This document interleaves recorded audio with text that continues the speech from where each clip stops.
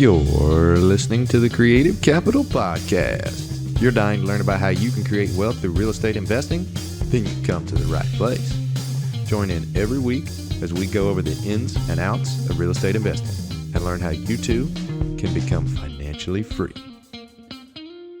What's going on, everybody? This is Josh Ferrari, host of the Creative Capital Podcast, and we're talking about something really cool today. We're talking about the idea of what a thought leadership platform is and really how that can affect you, not only in your business, but also in your personal life, like your personal development, your personal growth, your business growth, overall wealth creation. Also, real estate helps you raise money, helps you find deals. Building your network is without a doubt one of the biggest, most important things you need to do in order to be successful, really in any business, but real estate specifically. So today we bring on Ruben Greth. He is a phenomenal networker and podcast host, which is why we talk specifically today about why having a podcast will really catapult your success and how he's seen success in his business. He's had his podcast for only about 18 months and he's already at 58,000 downloads, over like 300 episodes released. The dude is killing it, and he's about to raise, I think, $2 or $3 million. I have raised $2 or $3 million over the course of a few years of being into this multifamily syndication niche and really having started this podcast and these other form of thought leadership. And that's another thing we talk about, that it's not just one particular thing that you need to do, because I'll get the question a lot of what's that one golden ticket, that one golden thing that I need to do that will take me from, nothing to riches, your ticket to riches. There's no one specific avenue to take in order to really show success. You need to be really in all of it. People need to be able to see you on social media, LinkedIn, Facebook, Instagram. Then they need to be able to see you on YouTube. They need to be able to check out your website, see your experience, who you are, your bio. People need to be able to hear you on the podcasts. People need to be able to see videos of you wherever, and then you're going to the local meetups. People are hearing about you in your local area or even abroad across the US. People need to be seeing you and getting your emails, getting all these little touches from you from all different angles. And the podcast significantly grows your ability to be able to have those more touches and kind of grows your overall reach in real estate. And so I'm just going to quit blabbing and we're just going to go ahead. Actually, before we jump right into the show, if you don't listen all the way to the end of the show, I wanted to go ahead and say that Ruben shoots out a little piece of information that we are actually considering doing a money raising challenge for you guys, where you have to go live on one of the platforms of social media for 30 days and just try to get out there, let people know who you are and grow your network and try to raise some money in the process, whether you have a deal or not. Just kind of get a feeler out there for whether or not people do know, like, and trust you, or the fact that, do they even know what you do? Do they know that you raise money or that you invest in real estate? And there's a ton of other things that we might come out with on the back end of that, but he releases that we are considering releasing a challenge like this. So stay tuned for that for sure. And now we're just going to jump right into the show. Hey, what's going on, Ruben? It's so good to have you out on the show with us. What's up, Joshua Ferrari, my dude? How are you, man? Wow, so much energy there. Always start with laughter and energy, man. You came in so much stronger than I did. I feel like you should be the host of this show, man. That was awesome. Well, hey, I know a lot about you, especially since we just recorded a show on your episode yesterday. The fact that was fun. Host of the Capital Raiser show, and the fact that you're crushing it, and the podcast that you've got, and the real estate business that you've got, raising money and everything else that you do. But not everyone knows all about you. So for those out there that don't really know who you are and what you do, tell us a little bit about you and then what got you interested in real estate investing. It's all perspective, I think. I don't feel like I'm crushing it. I feel like I'm still a little baby. But my story it's not that complicated. My dad used to be a single family owner. So he had, I think, 10 rentals when I was a kid, and we used to go and pick up the rent. And that really planted a seed with me. It took a long time before that actually grew and germinated into anything. But after graduating from college, I tried to find my way into real estate investing, started in mortgage thought that would be a cool stepping stone. Didn't really help me too much other than just teaching me how to sell mortgages. But I came across this group, Josh, that was like selling real estate education, and they had like 35 strategies, everything from like subject to wholesaling to rehabbing to fix and flip to whatever. But one of the classes they were teaching was multifamily. So I took that class and was kind of exposed to this world of multifamily. Shout out to Johnny Dessauer, great mentor that really introduced me into this. I started a meetup. I was also introduced to this concept that you can do a lot of great things if you just build a huge network. So I was really focused on like building a really big meetup. And this one dude came into one of my meetups and he was buying a bunch of fourplexes in town. And I didn't really understand how he was doing it because I knew that he had a bankruptcy. And I'm like, dude, can I just follow you to your projects and film you and you can talk about how you acquired it? He's like, yeah, sure. So we started talking about assets and liabilities and sharing the business plan. And I shared it on YouTube. Now looking back, I know that that was my first thought leadership platform, although I didn't know it at the time because that wasn't a thing or a word back then. But it was an interview-based thought leadership platform where we were sharing our business model to the world without asking for any money. Somehow people still liked us. So they'd fly into town, we'd take them to lunch, we'd take them to our assets, we'd let them physically touch the asset for whatever reason that's so magical for people. And then we'd invite them to participate in a deal with us. And typically they would say, well, maybe on the next one. And then we would take it down anyway.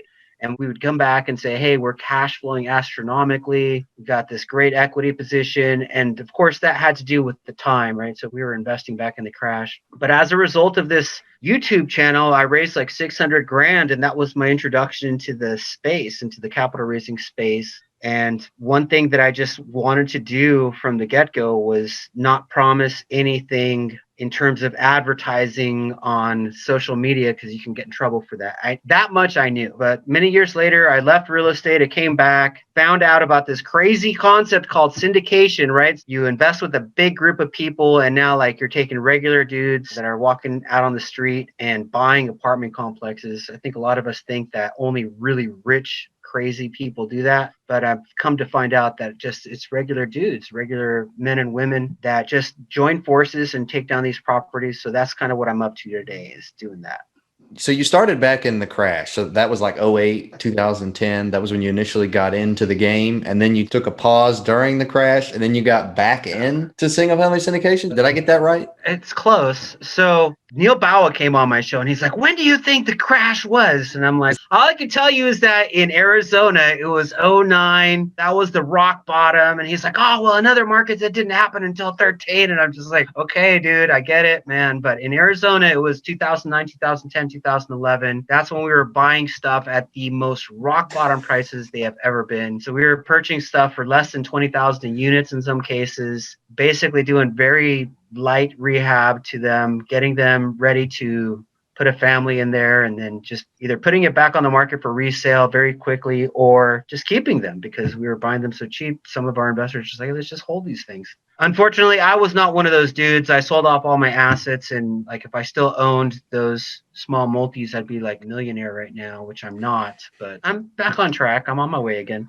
Yeah. And so then you took that break and you got back into multifamily. So what gave you the perspective or the idea of what was I missing out on? Like, what am I doing? Why don't I get back into this multifamily thing? What was that moment like for you? I'm cutting out a part of the story. I was hoping we didn't have to go down this way, but it actually is, it's an important part. So I had a really bad breakup with my partner because like we were having a lot of success and we were going to start this marketing thing. And he's like, Ruben, you're so good at the marketing. You just raised all this capital just from YouTube. That's crazy.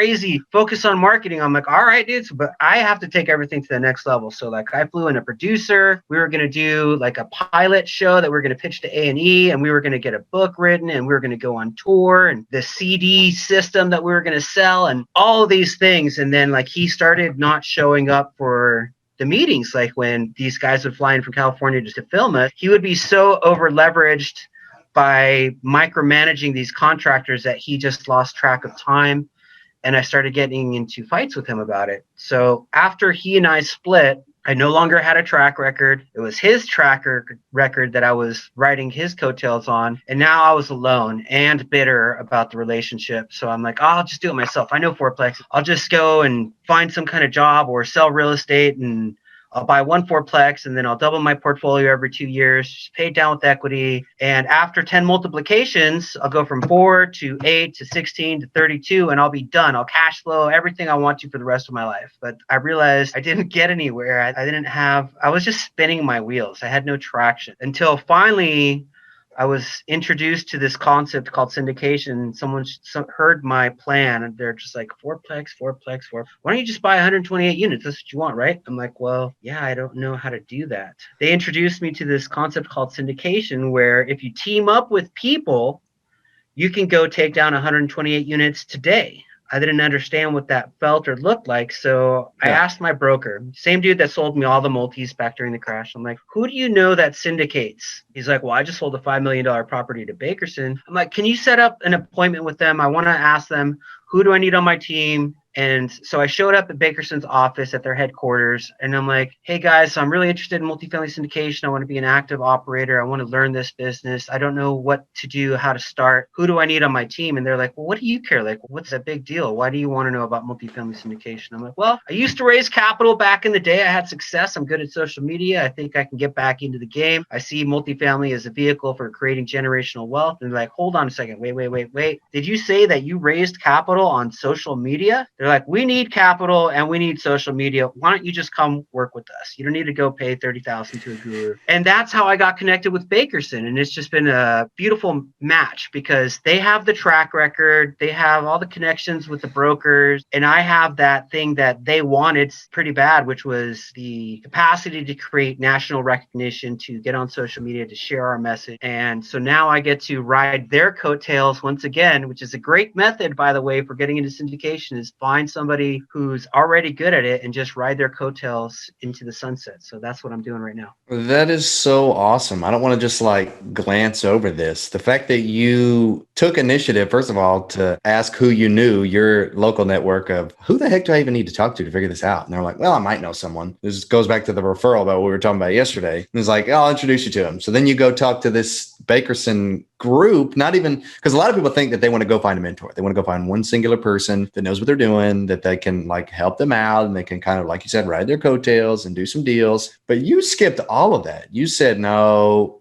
I mean, and you probably weren't even trying to. You were trying to figure out what you needed to do and where you needed to go. And you just said, yeah, I used to be on social media. I was pretty good at it, raise some money. Just being authentic, being yourself, telling them what it was that you were doing. They were like, well, wait a second. This is exactly what we need. And so then you bypassed all of the mentorship and the years of training and doing small piddly deals. And now you're with this big company that's like, yeah, man, help us raise some money. We'll close multi-million-dollar deals. We'll make it happen.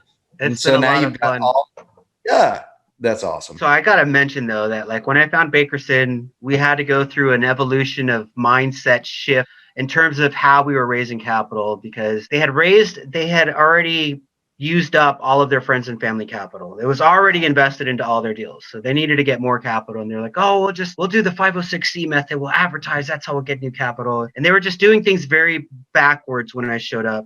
They were thinking, because they came from the world of single family, that if I find a deal that's good enough, the money will automatically come. And in the world of syndication, that's really not true. Maybe a little bit smaller stuff, but like once you're into the $5 million deals, like you really have to have a track record of and a database of people that already know, like, and trust you, of new people or growing people, in terms of database size, that already feel comfortable with what is your business model? Why do you invest in multifamily? Why do you think it's the best asset class? How does it align with your vision? What impact can you create? And how can you serve me as the investor? So all of that stuff was not in place when I showed up to Bakerson, and they're like, oh, well, you're the capital dude. You raise capital on social media. Where's the money? And I'm like, wow, like I can't raise money from people today that I didn't speak to yesterday. Let me just start a platform. We'll build this thing out slowly. It'll take time, but we'll get to where we want to go. And they couldn't buy into it as fast as I wanted them to, right? So it was very frustrating at first. Like, where's the money? Where's the money? You're the capital guy. I'm like, oh my God, just breathe for a second. We'll get there. So, and now we're there, like, right? So I got this platform. It's totally big. We got national exposure, and the money's just showing up because all I'm doing is making friends. I'm not selling anything. All I'm doing is just saying, this is what we do, very much just like the first time around. Hey, let me share my business model with you guys. If you like it, reach out. In the meantime, let's make friends. Let's talk about meditation or whatever it is that we're both interested in. Yeah, that's awesome. So Ruben, how much have you raised now since like having done this? Where are you at now on your capital raise, like overall? Yeah. So back in the day, I raised 600. And then since coming on board, it was very slow. And then I pulled in 500 a couple months ago. Let me say it this way so that I can follow SEC guidelines to the best of my capacity. I'm expecting another 1.3 in the next week or so. That some of it's already raised. Wow. So, but I'll finish that. And that's just like I'm still a baby. It's just getting started. So. That's still so fantastic, though. That's so awesome. All right. So, Ruben, now I really want to dive into kind of the meat of the show where we're talking about the idea that you mentioned earlier of a thought leadership platform and really what that is and how that plays into being able to be successful, whether that comes from raising money or just getting your name out there, getting people to know you so you have that network, even if you're trying to do single families, flip houses, whatever. So, first, I want to ask you, what is a thought leadership platform? And then following that question, I want to say, what would you say has been the key to your success throughout your investing journey? Yeah, I'll take you down a certain twist. One of my friends and mentors, Dan Hanford, who I'm a co-organizer for his Multifamily Investor Nation meetup, likes to talk about this thing called the investor triad, which is a triangle with no on the top, like on the bottom, and trust on the other bottom. So, and he likes to pose this question. He's like, of the KLT investor triad, which is the most important part? And a lot of people, he surveys the audience. Some people are like, oh, it's got to be like, and other people are like, well, it's got to be trust because no one will ever invest with you if they don't trust you. And then he corrects them all and says, well, they can never like or trust you if they don't know you. So that is the biggest part. And that's why a thought leadership platform is so important. And for me, I think networking and getting my voice and my visibility up as big as possible is the best method for raising capital or for anything, really. If you're trying to do some business, they can't ever do business with you if they don't know you. So thought leadership platform is a phenomenal, probably the easiest path of least resistance to get your exposure, as long as you're being fun, energetic, and providing some value, right? So that's the other keys. You have to provide some information. And more specifically, you have to find something and do things differently than everybody else is doing. And for whatever reason, it still blows my mind. Nobody wants to or cares to do a show on raising capital, which is like 50% of the multifamily or real estate business. You can't go anywhere. You can't do anything unless the money is there. So I was like, I'm going to start a show. I know I'm going to get exposure. I know that I'm going to learn some amazing things, but I didn't know all the other things that were going to come with it, like, meeting really cool operators, getting to pick their brain and ask them any question that you want to live on your show is a lot easier than just calling people and saying, hey, will you give me an hour of your time? It's like, hey, let's get you some free exposure. Come on here. Let's talk about, let's talk shop about multifamily and raising money. They always say yes. Very rarely have I ever had anybody say no other than one dude who thought I was his competition. You can get all these crazy people, like, doesn't matter how big they are. Like if they're doing whatever 1,000 units at a time, they're like, yeah, man, I'll come on your show, no problem. Yeah, I've had to say some of the more difficult people to get to come on my show has been people like Brandon Turner, David Green, like the people that are really busy, I guess, just because of their level of success and kind of where they are. But like you said, everyone else that I've asked, like Brian Burke, Vinny Chopra, and just a ton of other people that are extremely successful that maybe you haven't heard of because maybe they don't have a thought leadership platform. Thinking about reversing it. So instead of trying to get people to come on my show, I think I might want to go onto their show because they're looking for guests, particularly these people that want to do a show every single day or some ridiculous number of content that they want to release. Yeah. Go on their show, and then once you have access to them, say, hey, I'd like to invite you back to my show. I think that's a strategy I want to start implementing. Yeah, I started implementing that at the beginning of this year. Yeah. I've been on 11 shows now. I'm trying to get on 50 this year. Nice. So we'll see. We'll see how that goes. But anyway, not what we wanted to talk about. So out of all the different avenues of a thought leadership platform that there are, if you want to start a blog, if maybe you're not good at talking to people, or if you wanted to just create a website or be very involved in social media, just posting stuff about what you do and who you are, or the podcast or whatever, TV show, all these different facets of platform options that you could choose from. Why'd you choose a podcast? Of all the options, why a podcast? I was compelled. I don't know. I just knew because I had the book, the apartment syndication book, best ever apartment syndication book by Joe Fairless. I opened it up. I went right to Raising Capital. It said, start a thought leadership platform. I'm like, wait a second. What is a thought leadership platform? They described the old YouTube channel that I used to have. But they're like, you do it through a podcast. I'm like, okay, I can do that. Like, I've done this before. I can just repeat the process. Let's do it. And I thought that would be the easiest, most powerful way to get in front of as many people as fast as possible, doing it that way. And for me, it has worked. I know other people struggle to get their audience up, but I just, for whatever reason, it's probably because I picked a niche that nobody wanted to talk or start a show on that helped a bit. But, I've asked people this exact same question or something similar, like, what's the best marketing strategy? And they're like, no, there is no one best marketing strategy. The best strategy is to have multiple strategies, because if they can see you on LinkedIn, Facebook, Instagram, and then they hear you on a podcast, and they see you at a meetup, and then they see your offering, and then they're getting emails from you. After they get in contact with you or see or get touched by your presence in multiple places from multiple perspectives, and then they hear somebody else talking about you to get the social proof, that's really when they're just like, okay, so this dude or this group, in our case, has a presence, and that's when they start to really trust you at a next level. Yeah, that's so powerful. And it's so true. I recently had an investor actually invest with us, someone who'd never talked to me before ever, but he heard about me from my mentor's webinar, and he apparently listened to some of our podcast shows, and I guess read the ebook, checked out the website, looked at our portfolio, followed me on all my social media accounts, everything you're saying. And he invested $50,000 with us before ever having had a conversation with any of us. And so I was dumbfounded that was even a thing that people did. But it was just a watch fly. Yeah, it was just simple of just having your presence out in all these different ways. So Ruben, if you could, I guess, just think real quick where you might be, how much further along in your real estate investing journey would you say that you are by having this podcast and this thought leadership platform versus if you had never created it? I don't have the slightest idea, man. It's so hard to measure exactly what it does for you. All I know is I can tell you this, man. I go into a multifamily meetup or a virtual networking event, and everybody knows who I am before I've met them, just by the nature of the show. So that goes a long way. People, I think, when they are interested in investing in Arizona, which not everybody likes Arizona, but for the people that do like Arizona, it makes it a lot easier when they've seen my name in 100 places or whatever, and they've heard a couple of shows and they've liked the content. So it makes things light years faster and easier when they're like, okay, yeah, I've seen you.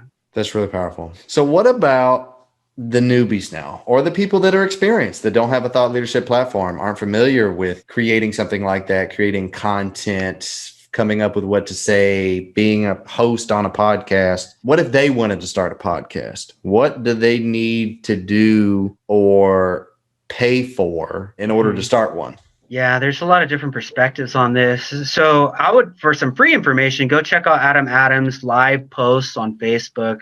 But I would say, like, there's a certain type of podcast launcher that needs to have everything like in order, perfect, aligned. Like, they have their hosting, they have everything just like completely understood. And then there's the crazy dudes like me that have no idea what the hell they're doing, and they just launch it anyways, right? They don't know who their ideal avatar is. They don't know what they're going to talk about. They're just like trying to learn something, and they're like, hey, I have to start this thing today. I can't wait to be trained on this. I'm just going to jump off the cliff and grow the wings on the way down. And for people of that mindset, like, if you don't get started, you lose the traction, because we have squirrel brains, right? So we're always like, okay, let's do this, and then on to the next thing, right? And if you don't start it that day, like, you'll be on to some other project within a week. Right. So like, for me, I'm one of those dudes that just has to take action without knowing all of the things or having all the details or following all the rules or understanding that there aren't any guidelines. If there are, to start the show, you just do whatever you can, do it yourself. You go on YouTube, find out how to launch a podcast. Pretty much all the information is there. Find a hosting service, start asking people to come on your show. hopefully you're going after some big people right off the bat, because if you're talking to little people, you're probably not going to get a lot of traction. But if you can do all those things, the rest of it will just take care of itself, right? So get on there, learn something, whatever it is that you want to do in your business, talk about it, have fun, and everything else will take care of itself, I think. You're right. I mean, there's so many different ways that you could get started. You could be the guy that's got 10 pre-recorded episodes, that's got all the logos and the intro, like music and everything good to go, and all the transitions are pretty. And you could be that person, or you could just go willy-nilly and just get started. Just start learning, start doing something, and you kind of figure out what your flow is as you go. So I would say go to Fiverr and do create a logo. They can create an automated or animated, better said, logo for like $95 or whatever. And all of a sudden you got this like crazy visual, and people like that type of stuff. Visual people do anyways. yeah. So what if this person that is trying to start this podcast now, they're listening to it, they're intrigued, they like the idea, they want to grow, they're so hungry for like where they want to get and the speed that they want to get there, but they're not tech savvy. They don't know how anything about mics or Zooms or editing audio or any of that stuff. What would you say to them? I've been on somebody's show that's perfect description of that person. He has no Calendly, he's got no Zoom, he's recording through his telephone. It's just very awkward. But first of all, props to them for doing it anyway. So I'm proud of them. Just do it. Whatever comes to you, if you can get yourself started, that's the most important part. For me, other people, they have to have a vision of what they're trying to accomplish and who their avatar is. Both of those avenues are fine. Whatever it is for you, just like listen to your intuition, like whatever is calling. So I've been wanting to do this post on motivation versus inspiration. And motivation is like where you found the deal and you're going to raise the capital for it and you're going to do whatever it takes and you're going to get across the finish line and like nothing is going to stop you. There's no obstacle that's going to get in your way. That's motivation. Whereas inspiration is kind of different because you're not motivated to do it. And sometimes you're scared to do it, but there's something inside that is compelling you, that's saying you have to do this, right? So like listen to that type of gut feeling that there's something that's calling. I mean, that would be the first most important piece of advice that I could give you in life in general is listen to your own gut and take action based off of what is internally compelling you to do things. I like that. The difference between motivation and inspiration. You should post about that. I might share it right after this. Okay, now let's say they've got into it. They're just doing it. They got their phone. They got it on selfie camera mode. They're doing this podcast, walking down the street, whatever. And now they're trying to actually like grow the audience. Like the whole purpose of it is to get more of a presence, get more people to know you and kind of grow from there, grow your network. So how do you actually grow it? You know, I know organic is what a lot of people say, but what if that just takes a long time and you want just a little bit more? How do you really grow it? So you have to have a little bit of a strategy in terms of doing something that is different than everybody else. If you're just blasting the same crap that everybody else is doing in this sea of syndicators and you have the same website with buildings and it's all logic based, there's no emotion there, like you have to pick a niche or do things a way that nobody else is doing, or else you're just going to get lost in the sea of operators. So that's the main piece that you need in order to grow, right? You need to have a niche that nobody else is doing, or a style of doing it, or an entertainment part, or some laughter, or something that makes you different than everybody else. Now, inherently, just in you being your own unique dude or dudette, you will have some unique perspective on what you like about it and a unique voice. And that's an important piece too, particularly if you're being authentic. It'll grow pretty well, but you just can't be doing the same stuff that everybody else is doing. So that's really what you need in order to grow your podcast. If you're trying to ask me the question, hey, how do I be the exact same thing that everybody else is and grow? I don't have an answer for that. There's not one that I know unless you like pay for it. Don't do that. I mean, unless you want a bunch of like fake followers that don't help you in your business. But I love that. That's makes a lot of sense. Be different. Be different. You'll stand out. All right. Last question I have before we kind of jump into the next segment of the show. And I get this question or this excuse, you could call it, the most when people don't create thought leadership platforms or some type of value add for others for free is, what if I don't have the time? What if I'm too busy? How important is it for you? So there's this law of compensation. There's 12 universal laws. One of them is the compensation the law of compensation. It talks about there's an exact ratio for how you attract money into your life. And it's based off of the exact ratio of the need for what you do, your ability to do it, and the difficulty there will be in replacing you. And part of these things come back to time. Like, how are you investing your time? If you're not investing your time because you don't have it, well, then there's somebody else that's going to replace you in the space, in the podcast space, in the capital raising space, in the syndication space, because you're just not invested, right, in terms of time. Right. So I would say, like, ask yourself, how important is it, like, to do something that there's a need for, to do something that you uniquely have the ability to do, and something that will be very challenging to replace you. So nobody can come in here and start a capital raiser show and like be at my level. They have to do something different and be at their own level at what they do. But there's no way that you can replace me because I've created something unique, right? So that's the idea. And some of that requires your time commitment or your money, but you do have to follow this universal law of compensation if you want to get paid. I'll repeat it. The way that you get paid is based on the exact ratio for the need for what you do, your ability to do it, and 3, the difficulty there will be in replacing you. Wow. That's powerful. I love that. All right. Well, now we're going to go ahead and transition into the next segment of the show called the Pod Decks segment. Now, I don't know if you ever heard of Pod Decks, but it's a company that creates these little decks of cards here. And they probably got a gazillion decks at this point. I don't know. But basically what we're going to do is we're going to pull out this deck of cards on the back. It's going to be random? Oh, I love this, dude. This is awesome. Yeah, there's questions. So this is going to be like pick a card, any card. You're going to pick 2. And then I'm just going to ask you whatever it says. All right, so tell me when to stop. Go like right there, like in the middle somewhere. Yeah. Go back 1 card. Go back 3 cards. All right. Went back 3 cards. All right. You got to pick the next one. Stop right there.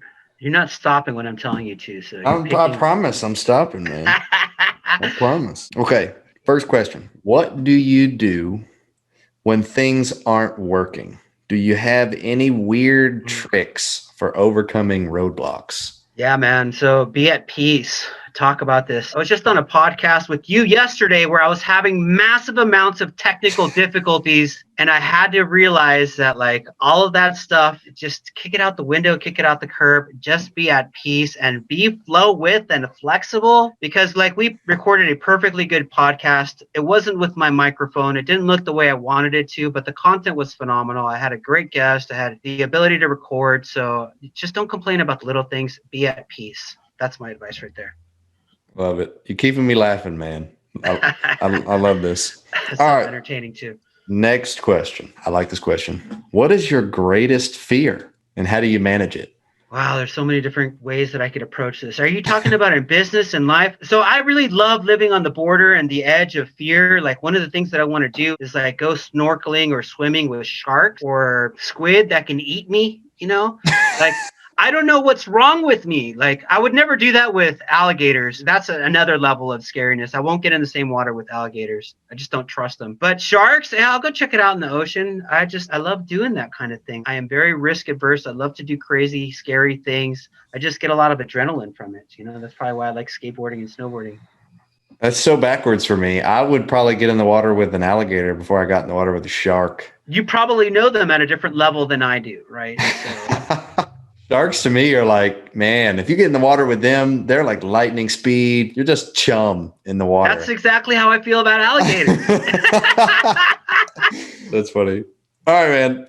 Transitioning now into the last segment of the show called the Core 4, same 4 questions we ask every guest. First question, what is your favorite real estate related book? So I'll be honest and say that I haven't read as many as I'd like to, but I would say I really love Vinny Chopra's book called Apartment Syndication Made Easy. So he's a lot of fun in there. I think that one is the funnest, easiest to read book on multifamily real estate. But I also really like another one that for me is actually more powerful. It's called The Highest and Best Use Real Estate Investing by Mike P. Watson. And that talks about taking a piece of property and increasing the value of it by this process that we refer to as forcing appreciation. And you can do that with land by creating entitlements. You can have all these exit multiple strategies. So like you can start building on it and then sell it in that process, or finish it out and refinance it and cash flow, or you could just hold it forever. But every piece along the way, every step that you're doing is forcing and increasing the value, making it a higher and better use. So I love that book too. I haven't read either of those books. I feel so out of the loop. I need to go get those books and give them a read. Definitely. Yeah, they're both really good. All right. Next question. What do you think that your unique skill is that helped you become successful? Just cracking up and being at peace along the way. So I think just those two things will make you successful in anything that you do in life. Just be funny, flexible, and be at peace. And be a good person. You got to operate from a place of kindness, not just when you're going to reconciliation or you're in the temple, but when you live that way all the time, that's the key to success. Just be happy and good and kind and laugh a lot. Yeah, a lot of laughter. All right. Next question. Tell me something that's true about real estate that almost nobody agrees with you on. I don't know what percentage of the audience would agree or not agree with this, but I would say that raising capital is not about anything other than just going out and making friends with people. I'd say that some people are like, oh, no, you have to do a marketing strategy. You have to do this. You have to follow this tactical thing and blah, blah, blah. But honestly, to me, it's just like, hey, let's go make some friends with people. That's it. Yeah. That's all it is. Just go be yourself. You'd be surprised. And then not only that, but you'd be surprised how many people you actually know that have access to capital. Yeah. The dudes that you think have the money, they're not the ones. You have to reach out to the people you don't think have money. They're the ones that have it. Right. You never know. Never. All right. What one piece of advice would you give to our listeners wanting to succeed in real estate investing? From what perspective? Like, you talking about scaling or just like getting into it? Are you talking about a newbie guy? Any level of success, like whether anything you just said. I've already said it, man. Just build a huge network. Like, whatever that looks like for you, like the more people you can get in front of and connect with, the better off you'll be. So network. Network. All right. I mean, that's one thing that we've talked about all episode. It's thought leadership platform, networking, and just overall growing your base of people that know you, they'll like and trust you. All right. Ruben, if anybody wants to learn more about you and your business, how can people get in touch with you? They can follow me on LinkedIn, Instagram. My handle is @CapitalRaiser. Check me out on Facebook, although I spend a lot less time on Facebook lately. Or check us out at bakerson.com. That's my multifamily organization here in Arizona. Or if you want to tune into the show, find it on your favorite platform, or capitalraisershow.com. Man, well, I really appreciate you coming out on the show and giving us your amazing advice about all these different facets of podcasts. So freaky. And tell everyone before we go how many downloads, like, first of all, how long you've been doing the podcast, and then how many downloads you have now. Yeah, so it's gotten freaky. I don't even understand what's going on, honestly, because I grew it organically over 18 months to 40,000. And then I just hired somebody to help with some United States organic promotion. And I jumped from 40,000 to 58,000. I know I just talked to you yesterday. I was at 56. Woo. I'm at 58 now. And I don't know if I'm going to be able to continue this rate or if it's going to get bigger or what. I have no expectation. I don't know what's going on. It's just really hard to comprehend right now. Like, is that real? It's like, I don't know if they're listening to me or just like you get the automatic download or what. But I know that if it's just a fraction of those 58,000 that are listening to me, that's enough, right? So are you getting a lot of like traction and phone calls and people interested in like investing from all these new downloads, or like, have you seen any transition there? Yeah. So most people start a thought leadership platform to attract a specific avatar, like passive investors. That's not me. So I'm out there talking with like real operators and making friends, and like they're just like, hey, we like you, let's do business. So if we're open, which we are, to the co-GP model, to the partnership model, then like all of a sudden the money's just like, it's coming. I'm not even putting any effort into it at this point, like in a per person kind of method. It's just like, hey, people have seen, heard, and followed me wherever, and now they like me enough and they want to invest. It's not that crazy, right? If you have an investment model that they like and they trust you, they're going to align with you pretty quick and bring their database of investors, because deal flow is scarce right now. It's not a lot of people that can find deals. Yeah, for sure. Well, man, just when I thought it was over with, you just keep bringing more good golden nuggets here in here. So thank you so much for coming on, and we'll see you later, man. It's been a blast, dude. And we got to do that 30-day challenge and but invite people to do the Facebook, LinkedIn, and Instagram live for 30 days straight and charge them $100. And I'll keep 100, you keep 100, whatever. We'll figure something out. Like, I want to do that challenge with you, man. So I'm saying it here on the podcast so people can hold me to it. All right. You heard it here first, folks. We're going to start a money raising challenge. It's going to be 30 days to however much money. We'll figure that out. And you have to go live on social media for 30 days in a row. Just get your name out there and we'll figure out the rest later. But that's the gist of it. We're going to do it. All right, man. We'll see you later. Rock on. Thank you for having me, Josh. What a show, guys. Ruben's a great guy. We actually recorded, I think this episode will probably release in the next 2 to 3 months, but we recorded this in February.